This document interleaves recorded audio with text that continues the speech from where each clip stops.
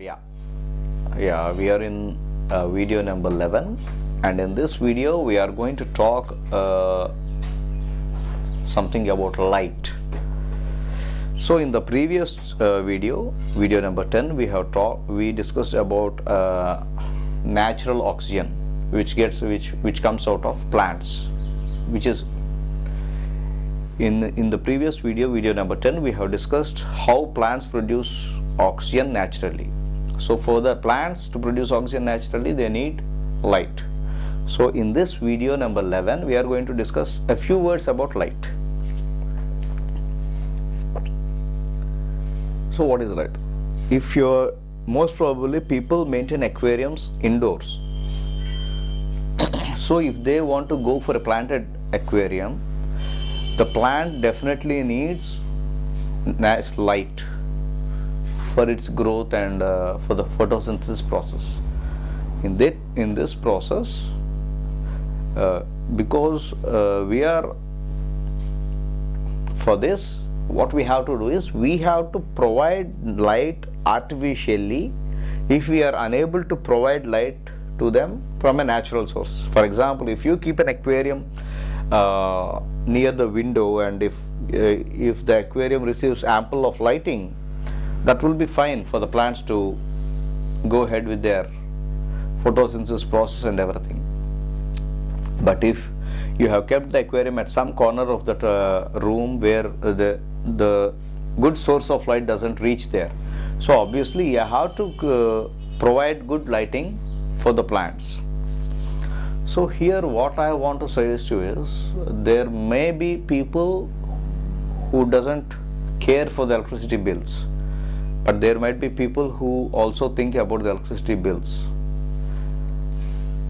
So for those, if you really want to go for a planted aquarium, you please check which type of plants you want to go for, water plants, and you please study what are the light requirements for them, because some plants need more light, sunlight or natural light or artificial light, or some plants don't need such sort of so huge amounts of light. So basing on that, you can tailor your needs, or you can plan accordingly. If you don't want much electrical bills, so you can opt for plants which doesn't need much light. And moreover, if you can go for a smaller aquarium with very few plants, then you don't need to get worried of your power bills. At the same time, you can enjoy your hobby. So this is what I can tell you. For example, but in the other case, if you go for a tank or any container, big container, where you fill a lot of live plants, and if they get exposed to good sunlight or something, you don't need to think of lighting, because everything happens naturally. But one thing is for sure, the fish which are grown indoors,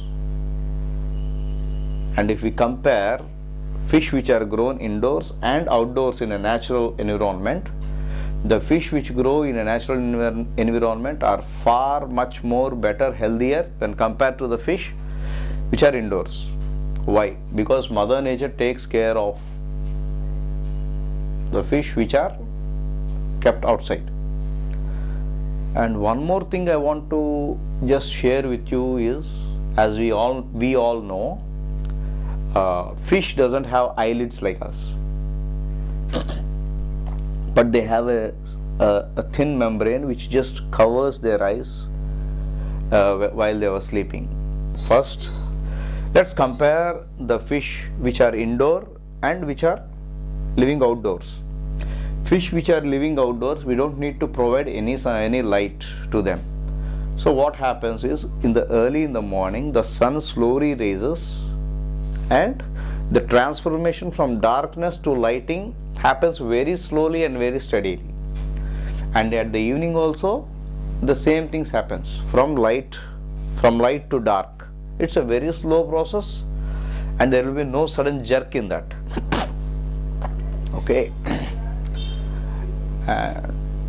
So in that situation, the fish doesn't get stressed, because it's a process which is happening continuously and on a at regular intervals of time, regularly. But when we talk about the fish which are indoors, most of us prefer keeping aquariums in our living room or somewhere where we can sit and watch them for a while. Yeah, that's good, but let us not think from our point of view, but let us think from their point of view. For example, if you want to wake up early in the morning, okay, and you want to do some work, so what you do, you wake up, switch on the light at 4 o'clock in the morning or 5 o'clock in the morning, and you start doing your work, and at times you can have a glance at them. Yeah, the fish are doing good, you will be enjoying. But for the fish, that sudden change from the regularly, if you don't wake up and suddenly if you wake up one day, that is a bit disturbing to them, because they get habituated to waking up at early in the morning at 6 or as the sun rises. But here what you're doing, you're switching on the light at 3 o'clock, 4 o'clock or 5 o'clock in the morning. So that's a disturbance to them. You just think, if someone wakes you at odd times, don't you feel disturbed? And that affects the whole day of your performance. In the same way, and moreover, you're going to switch on the light, and if you're sleeping in a total darkness and you switch on huge light, that would be very difficult for you to open the eyes and look at the light itself. In the same way, the fish also may feel so. So please think about that. But if you really want to switch on the light, please switch on a light which doesn't emit huge amounts of light. First switch that on, and after a couple of minutes, then switch on the bigger light which will be sufficient for you. That lighting which will be sufficient for you, so that the fish will not have that jerk. So after you switch on the bigger light, then switch off the small light. And in the same way, in the evening, if you want to switch off all the lights, first switch on the smaller bulb and then switch off the big light. After a couple of minutes, then you can switch off the smaller light, so that the fish will not have that sudden change in the lighting, so they will not be stressed or strained. But have you observed, because of our lifestyle, they are getting affected. The fish which we love are getting affected. So please keep that in view, and hope you might have understood what I want to tell. Because we got involved, because they are living with us, they are getting affected because of our lifestyle. So keeping this in view, if there is any possibility, try to avoid that, or try to do some changes so that the fish will not get strained. So I'm sorry, that's what I can tell. And our next video is video number 12, and we are going to talk about plants, how to take care of them, or what are the uses of them, or so sort of things. Okay, here in this video number 12, I'm going to emphasize mainly on what precautions we have to take if we collect the plants from the natural pond. So let's meet in our video number 12. Until then, bye. Take care.